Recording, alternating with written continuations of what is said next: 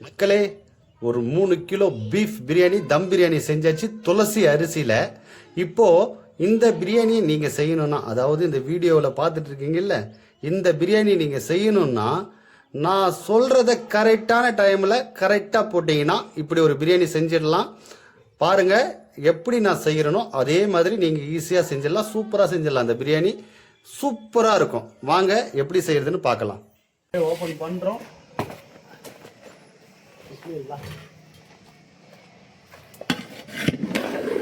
மக்களே,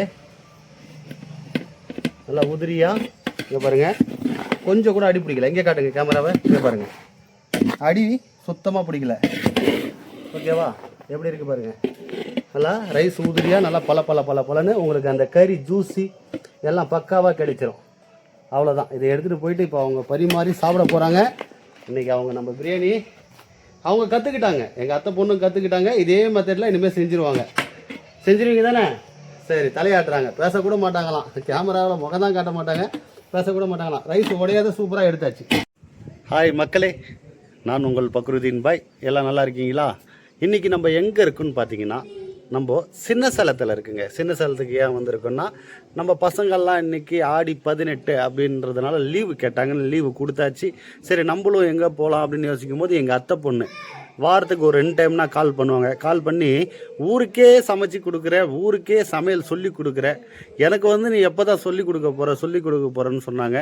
அப்புறம் அண்ணனும் என்னை கூப்பிட்டாப்புல, அவங்க ஹஸ்பண்டும். சரி வந்துடுவோம், வந்துட்டு அவங்களுக்கு இன்றைக்கி பிரியாணி வந்து நம்ம செஞ்சு கொடுக்க போகிறோம். அப்புறம் நம்ம சொல்ல அவங்க செய்ய போகிறாங்க. சரிங்களா?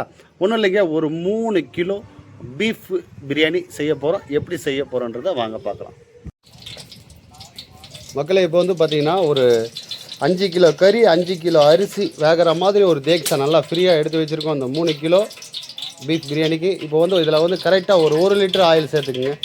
1 லிட்டர் ஆயில் நம்ம இப்போ சேர்த்துக்கிறோம். கரெக்டாக இருக்குது அந்த 1 லிட்டர் ஆயில்.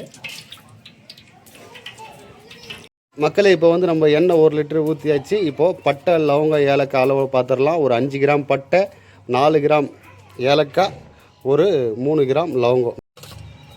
இப்போ நம்ம ஸ்டைலில் வந்து பார்த்திங்கன்னா, நம்ம அரைச்சி வச்சுருக்கிற இஞ்சி பூண்டில் கொஞ்சமாக புதினா எடுத்து வைங்க. கொஞ்சமாக தக்காளி எடுத்து வைங்க. எங்கள் அத்தை பொண்ணே செய்ய சொல்லிட்டேன். ஓகே, இப்போ இதை பிஸ்மில்லான்னு சொல்லி போட்டுருங்க. எண்ணெய் காஞ்சி போச்சு, தூரமாக போயிடுங்க. போட்டு அவ்வளோதான். கரண்டி எடுத்துங்க, கையில் கரண்டி எடுத்துக்கங்க. ஓப்பனிங்கே நம்ம இந்த மாதிரி தாளிப்பு போடும் போது தான் நல்லா வாசனை உங்களுக்கு நல்லா கிடைக்கும். நல்லா மிக்ஸ் பண்ணுங்க. பயங்கர அனலுங்க. நல்லா மிக்ஸ் பண்ணுங்க, நல்லா மிக்ஸ் பண்ணுங்க, நல்லா மிக்ஸ் பண்ணுங்க. கரண்டியை 2 கையில் பிடிங்க.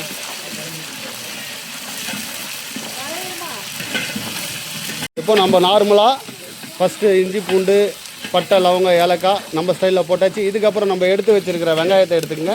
கரெக்டாக பார்த்தீங்கன்னா ஒரு 1.5 கிலோ வெங்காயம் நம்ம இதுக்கு சேர்க்க போகிறோம். 1.5 கிலோ வெங்காயம் சேர்த்துக்குங்க, அப்படியே சேர்த்துக்குங்க. ஓகே, இப்போ வெங்காயத்தை இப்போ நம்ம பீஃப் பிரியாணி செய்கிறதுனால இந்த வெங்காயத்தை வந்து ரொம்ப வதக்க வேண்டிய அவசியம் கிடையாது. சரிங்களா? நல்லா வதக்குங்க, நல்லா மிக்ஸ் பண்ணி விடுங்க.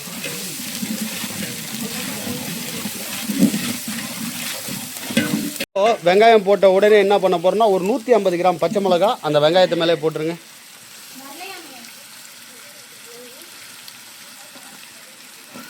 ஓகே, பச்சை மிளகா போட்டு நல்லா மிக்ஸ் பண்ணுங்க. வெங்காயம் போட்டு பச்சை மிளகா போட்ட உடனே நம்ம என்ன பண்ண போகிறோம், நம்ம இந்த 3 கிலோ பிரியாணிக்கு 30 கிராம் தனி மிளகாத்தூள் சேர்க்க போகிறோம். சேர்த்துக்குங்க 30 கிராம். இப்போ நம்ம தனி மிளகாத்தூள் போட்டு நல்லா மிக்ஸ் பண்ணிக்கோங்க. நல்லா மிக்ஸ் பண்ணுங்கள், நல்லா மிக்ஸ் பண்ணுங்கள். இப்போ நம்ம பீஃப் சேர்க்க போகிறோம் இல்லையா, பீஃபை வந்து நல்லா வேக வைக்க போகிறோம். அதுக்கு வெங்காயம் தக்காளி வதக்கக்கூடாது. சரிங்களா? அதனால் நம்ம இப்போ என்ன பண்ண போகிறோம், இந்த கண்டிஷன்லேயே, அதாவது வெங்காயம் ரொம்ப வதக்கலை, இப்போது இஞ்சி பூண்டு போட போகிறோம். இஞ்சி பூண்டு வந்து அளவு எவ்வளோன்னு பார்த்தீங்கன்னா, இந்த 3 கிலோ பிரியாணிக்கு வந்து பார்த்திங்கன்னா 350 கிராம் பூண்டு சேர்க்குறேன், 300 கிராம் இஞ்சி சேர்க்குறேன். சரிங்களா? சேர்த்துக்குங்க.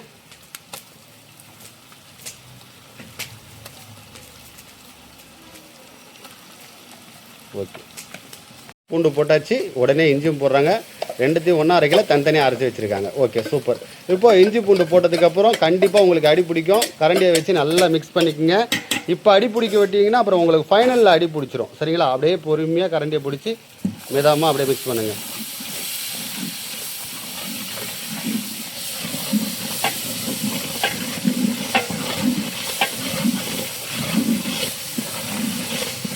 இஞ்சி பூண்டு போட்டதுக்கப்புறம் மிதமான அனல் வச்சுக்கோங்க. மிதமாக எறிட்டோம். பக்கத்தில் நின்று நம்ம வேலை செய்கிற மாதிரி அனல் வச்சுக்கோங்க. சரிங்களா? அப்படியே மிக்ஸ் பண்ணுறாங்க. கேமராவை என் முகத்தில் காட்டாதன்ட்டாங்க அவங்க. அதனால தான் அவங்க பக்கமே கேமராவை திருப்பலை நான். அப்படியே அங்கே பாருங்கள், அந்த ஆயில் பிரிஞ்சு வரணும். இஞ்சி பூண்டோட அந்த பச்சை வாசனை போயிட்டு நல்ல மனம் வரும் இல்லைங்களா? அப்படியே நம்ம தக்காளியை சேர்த்துடலாம். அப்படியே நம்ம தக்காளியை சேர்த்துருவோம். நம்ம மற்றபடி வெங்காயம் வதங்கணும்னு அவசியம் இல்லை.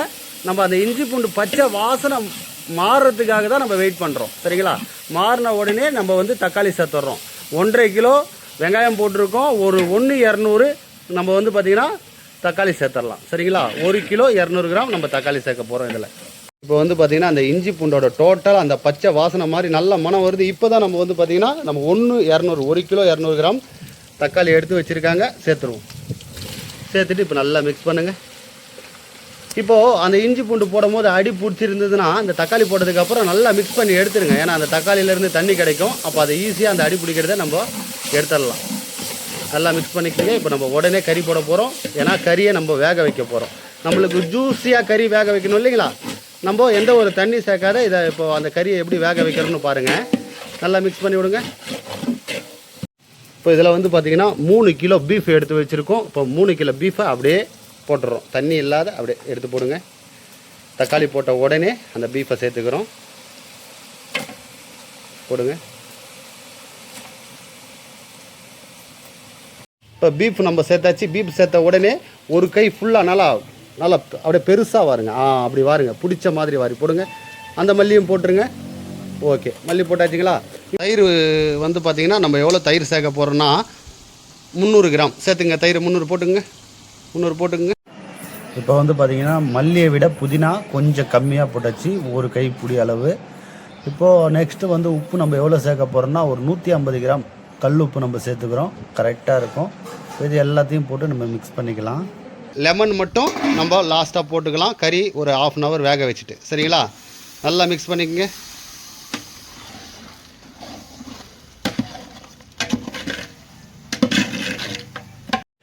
மக்களை இப்போ பார்த்திங்கன்னா வெங்காயம், தக்காளி, பச்சை மிளகா, பட்டை, லவங்கம், ஏலக்காய், தயிர், மல்லி, புதினா, எண்ணெய், கறி, உப்பு எல்லாம் போட்டு அப்படியே மூடி போட்டோம். மூடி போட்டு இந்த மாதிரி மிதமான அனல், அங்கே பாருங்கள், கீழே பாருங்கள், உங்களுக்கு அனலே இருக்காது.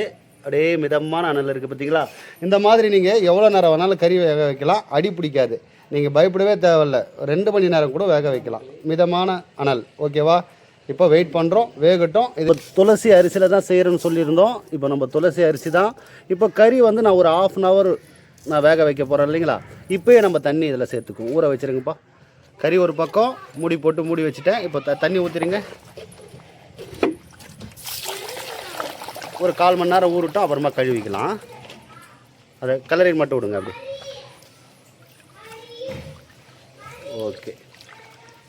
ஓகே மக்களை, இப்போ பார்த்திங்கன்னா நான் ஒரு 1/2 hour நான் சொன்னேன் இல்லைங்களா? ஒரு 1/2 hour அப்படியே மிதமான அனலில் அப்படியே கறி வெந்துட்டுருக்கு. நீங்கள் நல்லா கறி வேகணும்னா எவ்வளோ நேரம் வேணாலும் நீங்கள் வேக வச்சுக்கலாம். அடி பிடிக்காது. மேலே தொடச்சிக்குங்க. அந்த செங்கலோட அந்த மண் இருக்கும். ஓகே, அப்படியே அழகா இழுத்த மாரி எடுங்க. தூக்கிடாதீங்க, கையில் ஆவி அடிச்சிடும். அப்படி எடுங்க.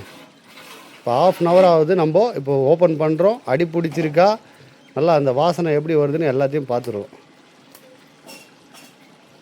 அடி பிடிச்சிருக்கா பாருங்கள். நல்லா மிக்ஸ் பண்ணுங்கள். அடி பிடிச்சிருக்கா? நல்லா ஃப்ரீயாக கரண்டி போகுதா? அப்படி தான். Very good.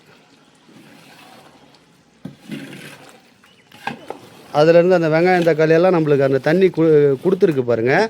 இன்னும் நல்லா தண்ணி கிடைக்கும். இப்போ நான் என்ன பண்ண போகிறேன்னா 1/2 hour மிதமான அனலில் கொடுத்தேன். இப்போ ஒரு 5 to 10 நிமிஷம் என்ன பண்ண போகிறேன், அனலை கொஞ்சம் ஏற்றுறேன். ஏன்னா அந்த வெங்காயம், தக்காளி எல்லாம் இப்போ வதக்குறோம். இப்போது வடி பிரியாணி போடும்போது நம்ம ரைஸை வடித்து இப்போ இது மேலேயே போட்டுடலாம். ஆனால் இப்போ நம்ம போடுறது தம் பிரியாணின்றதுனால அந்த வெங்காயம், தக்காளி எல்லாம் இப்போ ஃபுல்லாக பார்த்திங்கன்னா மைனஸாக நம்ம வதக்கிட போகிறோம். அனலை ஏற்ற போகிறோம். மூடி போட்டுருங்க. இப்போது இதில் மூடி போடுறதுக்கு முன்னாடி 3 எலும்பிச்சம்பழம் ஜூஸ் ஆக்கி வச்சுருக்கீங்களா, அது சேர்த்துருங்க.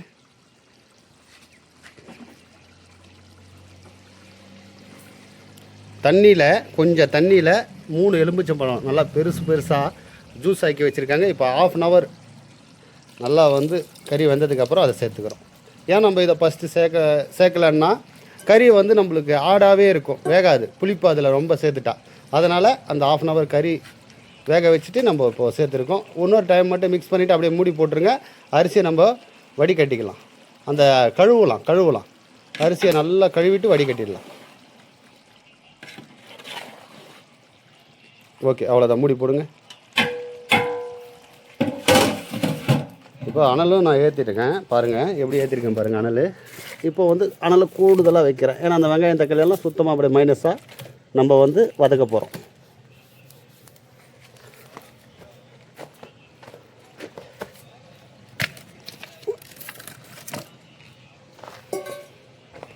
இப்போ வந்து அந்த அரிசியை வந்து பிழையக்கூடாது, பிழைஞ்சால் அரிசி வந்து உடஞ்சிரும். அதுனா இது சாஃப்டாக நம்ம வந்து இது பண்ணணும். அவ்வளோதான், அப்படியே வடிகட்டிக்கிங்க. எவ்வளோ அழுக்கு வரும்னு மட்டும் பாருங்கள். இந்த மாதிரி நம்ம ஊற வச்சதுக்கப்புறம் உடனே கழுவக்கூடாது. ஊற வச்சுட்டு ஒரு 1/2 hour வெயிட் பண்ணிவிட்டு கழுவுங்க, நல்லா அழுக்காக வரும். கழுவி அந்த பால் ஒயிட்டாக இருக்குது பாருங்கள், அதை மாறி நம்ம பியூர் தண்ணி கலர் வரும்போது கழுவுறதை நிறுத்திடணும். அதை வரையும் தண்ணி ஊற்றி அரிசி உடைக்க தேவையில்ல, அப்படியே அலசி வடிகட்டிக்கணும். ஒரு 5 to 6 டைம் வந்து பார்த்திங்கன்னா ஒரு 5 to 10 நிமிஷம் சொன்னோம் இல்லைங்களா. இப்போ நம்ம அவ்வளோ நேரம் வந்து அந்த ஐயா வச்சு வெங்காயம் தக்காளி எல்லாம் வதங்கிட்டு இருக்கு. நல்லா ஓப்பன் பண்ணுங்கள். வெங்காயம் தக்காளி கறி எல்லாம் சேர்ந்து அப்படியே இப்போது மைனஸ் ஆகுது. நம்மளுக்கு கிரேவி செமி ஆகிற வரலையும் நம்ம பண்ணுறோம். இப்போது தம் பிரியாணிக்கு இதே வடி பிரியாணி மெஷர்மெண்ட்டு மாறும். நல்லா மிக்ஸ் பண்ணுங்கள். ஓகே, எப்படி எண்ணெய் பிரிஞ்சு ஆயில் பிரிஞ்சு வருது. தக்காளி வெங்காயமும் உங்களுக்கு ஒரு 1/4 அளவு தான் தெரியுது, 3/4 அளவு நம்மளுக்கு வதங்கி போச்சு. இப்போ என்ன பண்ண போகிறோம்னா நம்ம தண்ணி சேர்க்க போகிறோம். இன்னொரு விஷயம், தண்ணி வந்து அளவு நீங்கள் எப்படி வந்து அளவு நம்ம செலக்ட் பண்ணுறதுன்னா, நம்ம 1 கிலோவிலேருந்து 5 கிலோ வரலையும் 1க்கு 1.5 கணக்கு பண்ணி நம்ம தண்ணி சேர்த்துக்கணும். அப்போது 5 கிலோ தாண்டும் போது தான் 5 கிலோலேருந்தே உங்களுக்கு 1க்கு 1.25 கணக்கு வரும். இதெல்லாம் அளவு இருக்குது. அதுக்கு தான் நான் சொன்னேன் உங்களுக்கு 1 கிலோவிலேருந்து 100 கிலோ வரலையும் நான் வீடியோ போடுவேன். கண்டிப்பாக ஒவ்வொரு வீடியோவும் பாருங்கள், அதை பார்த்து நீங்கள் செஞ்சுக்கிங்க. நம்ம ஒரு 4 படி அரிசி அளந்து வச்சுருக்கோம். ஆனால் இப்போ நம்மளுக்கு அந்த கிரேவி டைப் இருக்கிறதுனால 1க்கு 1.5 கணக்கு வச்சா 6 படி வருது. ஆனால் நம்ம 5 படி மட்டும் தண்ணி சேர்த்துக்குங்க. இதுவே சுத்தமாக நம்மளுக்கு அங்கே கிரேவி டைப்பில் இல்லை, ரொம்ப ட்ரை ஆகிடுச்சுன்னும் போது நீங்கள் 1க்கு 1.5 தாராளமாக வச்சுக்கலாம் தண்ணி. நீங்கள் 1க்கு 1.5ன்னா என்னென்னா எனக்கு புரியலன்னீங்கன்னா, நீங்கள் எந்த பாத்திரத்தில் அளக்குறீங்களோ அந்த பாத்திரத்தில் 1.5 தண்ணி வச்சுக்கணும். ஒரு பாத்திரம் அரிசினா 1.5 பாத்திரம் தண்ணி, அந்த அளவு. ஓகேவா? கரெக்டாக நீங்கள் ஃபாலோ பண்ணுங்கள், கரெக்டாக இருக்கும். இப்போது நம்ம மிதமான அனல்லையே மூடி போட்டுருவோம். நல்லா அப்படியே பபுள்ஸ் வரட்டும், கொதி வரட்டும். நெக்ஸ்ட்டு நம்ம அரிசியை போட்டுடலாம். அரிசியை வந்து சுத்தமாக வடிகட்டிக்குங்க. அரிசியை சுத்தமாக வடிகட்டிக்குங்க. ஓகேவா? இப்போ வந்து பார்த்திங்கன்னா மிதமான நல்லா வந்து பார்த்திங்கன்னா உங்களுக்கு அந்த கொதி வர ஆரம்பிச்சிச்சு. சைடில் அந்த ஆவி வருது பாருங்கள். அப்படின்னாலே நம்மளுக்கு கொதி ரெடி ஆகிடுச்சு. சரிங்களா? கொதிக்குது அப்படின்றத நம்ம புரிஞ்சிக்கலாம். ஓகே, ஓப்பன் பண்ணுங்கள். அப்படி தான் கொதி வரணும். எல்லா இடமும் பரவலாக இருக்கணும். அப்படி கொதி வந்தால் தான் நம்மளுக்கு அந்த அரிசி வந்து கரெக்டாக அந்த அனல் ஏற்றுக்கும், கரெக்டாக இருக்கும். சரிங்களா? அரிசி சேர்த்துருங்கப்பா. அரிசியை நல்லா தண்ணி வடிச்சிட்டு சேர்த்துக்குங்க. அரிசி போட்டதுக்கப்புறம் நல்லா மிக்ஸ் பண்ணுங்கள். ஃப்ரீயாக அப்படி எல்லா பக்கமும் அரிசியை கலைச்சி விடுங்க. அப்படி தான் கலைச்சி விடுங்க, நல்லா கலைச்சி விடுங்க. இப்போ வந்து நீங்கள் உப்பு பார்க்க போகிறீங்க. உப்பு வந்து எப்படி இருக்கணும்னா துடுக்காக இருக்கணும். அதாவது தொண்டைக்கு வந்து உரைக்கணும். நம்ம நார்மலாக உப்பு வந்து சாப்பிடும் போது கரெக்டாக இருக்கணும் இல்லைங்களா? அப்படி இருக்கக்கூடாது. உப்பு தூக்கலாக இருக்கணும். உப்பு பார்த்துக்குங்க. இப்போ வந்து பார்த்திங்கன்னா அவங்க உப்பு பார்த்தாங்க. உப்பு பார்த்துட்டு வந்து உப்பு வந்து கரெக்டாக இருக்குது, இன்னும் கொஞ்சம் சேர்த்துக்கலாம் அப்படின்னாங்க. அந்த நீங்கள் வந்து உப்பு குவாலிட்டி கம்மியாகவும் இருக்கலாம். அப்போ வந்து உப்பு கம்மியாகவும் வாய்ப்பு இருக்குது. சரிங்களா? அதனால் உப்பு ஒரு டைம் ரைஸ் போட்டதுக்கப்புறம் செக் பண்ணிங்க, தூக்கலாக இருக்கணும். ஓகே, இப்போ மூடி போட்டுருங்க. மூடி போட்டு மிதமான நல்லா இருக்கட்டும். ஒரு 2 டைம் மட்டும் ஓப்பன் பண்ணி அரிசி பதம் நான் எந்த பதத்தில் தம்மு விடுறேன்னு சொல்கிறேன்னு அந்த இடத்துல விட்டுருங்க. ஓகேவா? இப்போ அரிசி போட்டு ஒரு 2 நிமிஷம் ஆகுதுங்க. நம்ம ஒரு டைம் ஓப்பன் பண்ண போகிறோம். ஓப்பன் பண்ணுங்கள். அனல் நான் எப்படி வச்சுருக்கேன் பார்த்தீங்களா? இங்கே பாருங்கள், அரிசி போட்டதுக்கப்புறம் எப்படி இருக்குது அனல். நம்ம 3 கிலோலாம் செய்யும் போது அனலை ஏற்றிடாதீங்க. இப்படி பபுள்ஸ் வரணும். நல்லா அப்படியே கீழே ஒரு கை மேலே ஒரு கை நல்லா மிக்ஸ் பண்ணுங்கள். நல்லா சுரண்டி எடுங்க. அடி பிடிக்குதா பாருங்கள். ஓகே, நல்லா பண்ணிவிட்டு திருப்பி மூடி போட்டுருங்க. இன்னொரு 2 நிமிஷம். ஓகேவா? ஒரு 2 to 3 நிமிஷத்தில் நம்ம தம் விட்டுடலாம். மக்களே, இன்னொரு 2 நிமிஷத்தில் திருப்பி ஓப்பன் பண்ணுறோம். ஓப்பன் பண்ணுங்கள், மிதமான நெல் வச்சு. ஓகே, இப்போ நம்ம தம் விட போகிறோம். நல்லா மிக்ஸ் பண்ணுங்கள். ஒரு டைம் மிக்ஸ் பண்ணிவிடுங்க. நல்லா அரிசி அப்படியே நல்லா ஃப்ரீயாக அரிசி தண்ணி எல்லாம் ஒன்றா ஆக்கி விடுங்க. நீங்கள் இவ்வளோ சின்ன கரண்டி பிடிக்கிறதுக்கே எந்த அளவு சேஃப்டினா, நாங்களாம் பெரிய கரண்டி எவ்வளோ கஷ்டப்படுவோம். சூப்பர். அப்படி தான் நடுவில் அடி பிடிச்சிருந்தா நல்லா மிக்ஸ் பண்ணிக்குவோம். ஓகே, அடியெல்லாம் பிடிக்கல. ஓகே, அவ்வளோதான். அரிசி சரிசமமாக ஆக்கிடுங்க. இதுதான் விஷயம். மசாலா வந்து பார்த்திங்கன்னா ஓரமாக இருக்குது, ஆனால் அடியிலேருந்து எடுங்க. அவ்வளோதான். அப்படியே அந்த தண்ணியும் இந்த அரிசியும் ஒன்றா இருக்கு இல்லைங்களா? இப்போ தான் நம்ம தம் விட போகிறோம். ஓகே, பிடிங்க. நான் அந்த மூடி எடுங்கண்ணா. மக்களை, இப்போ வந்து நானே தம்மு விட்டுட்டேன். அவங்களால தம்மு விட முடியாது, அவங்களுக்கு தெரியாது. அதே மாதிரி வீடியோவும் எடுக்க தெரியாது. சரி, நானே என்ன பண்ணிட்டேன், கொடுங்க அப்படின்ட்டு தம்மு விட்டேன். எப்படி தம்மு விட்டுருக்குன்னா, கீழே இருக்கிற நெருப்பெல்லாம் வாரி நம்ம தட்டு மேலே போட்டோம். சரிங்களா? இந்த ஓரமாக அணைச்சி கொஞ்சம் நெருப்பு வச்சுருக்கேன். ஒரு 5 நிமிஷத்தில் அந்த நெருப்பை நான் எடுத்துருவேன். அதுக்கப்புறம் மேல் அனல் மட்டும் இருக்கட்டும். 25 நிமிஷம் கரெக்டாக தம்மு வர்ற டைம் வந்து பார்த்திங்கன்னா, தம்மு வர்ற டைம் வந்து 25 நிமிஷம் நம்ம தம்மு விடணும். ஓகேவா மக்களே? இப்போ வந்து பார்த்தீங்கன்னா ஒரு 3 கிலோ பீஃப் பிரியாணி ஒரு 25 நிமிஷம் தம்மு விட்டு ஓப்பன் பண்ண போகிறேன். பாருங்கள் அந்த ரைஸ் எப்படி வந்திருக்குன்னு. அதே மாதிரி நீங்கள் நான் சொல்கிறத கரெக்டாக ஃபாலோ பண்ணிக்கங்க. உங்களுக்கு 1 கிலோவிலேருந்து 100 கிலோ வரலையும் வீடியோ போடுவேன். சரிங்களா? எப்படி செய்யறதுன்னு நீங்கள் பதட்டப்பட தேவையில்ல. ஒவ்வொரு 4 கிலோவுக்கு எப்படி, 5 கிலோவுக்கு எப்படி, இதெல்லாம் கரெக்டாக வீடியோ வரும். நீங்கள் பார்த்து கரெக்டாக செஞ்சுக்கிங்க. இப்போ 3 கிலோவுக்கு நம்ம பீஃப் பிரியாணி தம் பிரியாணி அப்படியே ஓப்பன் பண்ணுறோம்.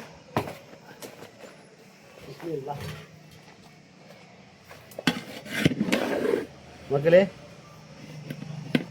நல்லா உதிரியா இங்கே பாருங்க. கொஞ்சம் கூட அடி பிடிக்கல. இங்கே காட்டுங்க கேமராவை. இங்கே பாருங்க, அடி சுத்தமாக பிடிக்கல. ஓகேவா? எப்படி இருக்கு பாருங்க. நல்லா ரைஸ் உதிரியா, நல்லா பலன்னு உங்களுக்கு அந்த கறி ஜூஸி எல்லாம் பக்காவாக கிடைச்சிரும். அவ்வளோதான். இதை எடுத்துகிட்டு போயிட்டு இப்போ அவங்க பரிமாறி சாப்பிட போகிறாங்க. இன்றைக்கி அவங்க நம்ம பிரியாணி அவங்க கற்றுக்கிட்டாங்க. எங்கள் அத்தை பொண்ணு கற்றுக்கிட்டாங்க. இதே மெத்தடில் இனிமேல் செஞ்சிருவீங்க தானே? சரி, தலையாட்டுறாங்க. பேசக்கூட மாட்டாங்களாம். கேமராவில் முகம் தான் காட்ட மாட்டாங்க, பேசக்கூட மாட்டாங்களாம். ரைஸ் உடையாத சூப்பராக எடுத்தாச்சு. ஓகே மக்களே, ஒரு 3 கிலோ பீஃப் பிரியாணி சூப்பராக நம்ம செஞ்சிட்டோம். நீங்கள் வந்து இது வந்து பார்த்தீங்கன்னா தம் பிரியாணி. சரிங்களா? நீங்கள் இந்த மெத்தடில் கண்டிப்பாக செஞ்சு சாப்பிட்டு பாருங்கள். அப்புறம் சொல்லுங்கள் இந்த பிரியாணி எப்படி இருக்குன்னு கமெண்டில். பக்காவாக இருக்கும் இந்த பிரியாணி. கண்டிப்பாக இதே மாதிரி நான் எப்படி சொல்கிறேனோ அதே மாதிரி செஞ்சுக்குங்க. ஓகேவா மக்களே? வந்து இந்த பிரியாணி வந்து எனக்கு ஊருக்கே சொல்லி கொடுக்குற, நீ எனக்கு சொல்லி தர மாட்டேன்னு எங்கள் அத்தை பொண்ணு டெய்லி ஃபோன் பண்ணுவாங்க. சரி நான் வரேன், நான் வந்து நிற்கிறேன், நீங்கள் தான் நான் சொல்ல செய்யணும்னு சொன்னேன். அதே மாதிரி அவங்க செஞ்சிட்டாங்க. ஓகே, எனக்கு சந்தோஷம். அவங்களுக்கு சொல்லி கொடுத்தது ஒரு பக்கம். சரி, அப்படியே நான் வந்து இந்த ஊரில் இருந்தேன். ஒரு 3வது 4வது 5வது 3 வருஷம் நான் இந்த ஊரில் தான் படித்தேன். அதனால் இந்த ஊருக்கு வந்தது எனக்கு ரொம்ப சந்தோஷம். ஓகே மக்களே, நெக்ஸ்ட்டு ஒரு வீடியோவில் நல்ல வீடியோவில் நம்ம சந்திப்போம். பாய்.